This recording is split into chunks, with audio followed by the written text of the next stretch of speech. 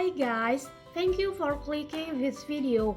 Jadi video kali ini akan fokus ke contoh-contoh jurnal umum yang aku kumpulkan dari beberapa buku. Tapi sebelum lanjut ke contoh soal, pastikan kamu sudah paham apa itu debit kredit, saldo normal, nama akun, dan kelompok akun. Penjelasan lebih detail ada di video aku tentang siklus akuntansi. Lihat aja di playlistnya, sudah aku kelompokin semua. Yuk kita mulai belajarnya. Kita mulai dari soal pertama. Jadi pada tanggal 1 Februari ada penjualan barang dagang secara kredit kepada PT ABC sebesar 15 juta rupiah dengan beban pokok penjualan sebesar 10.500.000 rupiah. Di sini karena ada beban pokok penjualan, jadi kita bisa jurnal dengan metode perpetual. Sehingga jurnal yang terbentuk debitnya piutang dagang karena dijual secara kredit atau hutang, jadi saldo piutang dagangnya bertambah dan di sisi kredit yaitu penjualan. Ingat ya, saldo normal penjualan memang dikredit. Jadi jika ada penambahan penjualan maka posisinya berada di sisi kredit. Aku ingatkan lagi ya, untuk metode perpetual kita membuat dua jurnal, yaitu jurnal penjualan yang sudah kita bahas sebelumnya dan sekarang kita akan menjurnal persediaan barang dagangnya. Jurnalnya yaitu di debit ada beban pokok penjualan atau harga pokok penjualan dan kreditnya persediaan barang dagang sebesar 10.500.000 rupiah.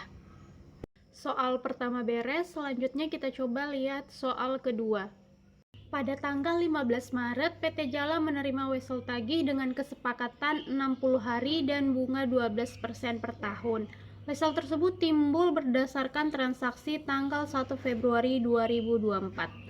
Apa itu wesel tagih ya? Wesel tagih atau piutang wesel merupakan janji tertulis yang dibuat oleh pihak debitur, dalam hal ini PT ABC, kepada pihak kreditor atau yang memberi utang yaitu PT Jala untuk membayar sejumlah uang seperti yang tertera dalam surat perjanjian tersebut pada waktu yang telah ditentukan di masa yang akan datang. Wesel tagih digolongkan sebagai aset lancar di neraca, dikategorikan sebagai harta piutang.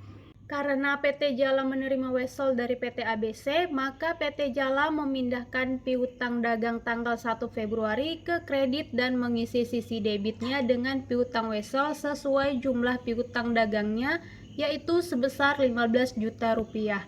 Sehingga piutang dagang menjadi 0 digantikan dengan piutang wesel.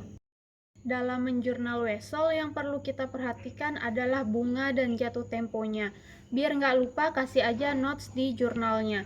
Di soal ini PT ABC dianggap baru menerbitkan wesel di tanggal 15 Maret, bukan di tanggal transaksi 1 Februari.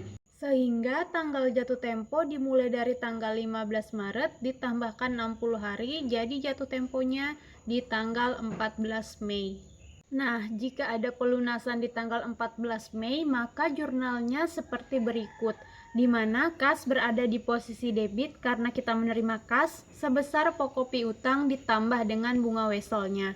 Dan di posisi kredit ada piutang wesel dan bunga wesel. Ini dia cara perhitungannya. Soal selanjutnya, pada tanggal 15 Mei 2024, pemilik PT Jala menginvestasikan uang tunai sebesar 40 juta rupiah dan ditukarkan dengan saham perusahaan. Dalam hal ini, saham perusahaan itu biasanya saham biasa atau common stock.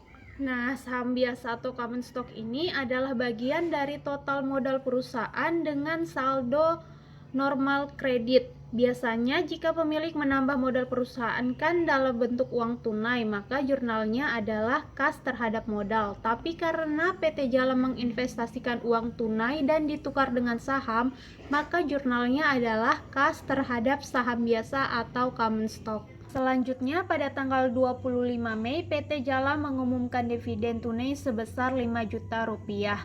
Maka otomatis kita membuat jurnal hutang dividen, yaitu debitnya laba ditahan atau return earning dan kreditnya hutang dividen. Ketika nanti ada pembayaran dividen, maka jurnalnya menjadi hutang dividen terhadap kas sebesar 5 juta rupiah. Itu dia beberapa contoh soal jurnal umum. Biar durasinya nggak panjang banget, nanti aku bakalan upload lagi contoh jurnal di video selanjutnya. Semoga videonya bermanfaat ya. Bye-bye.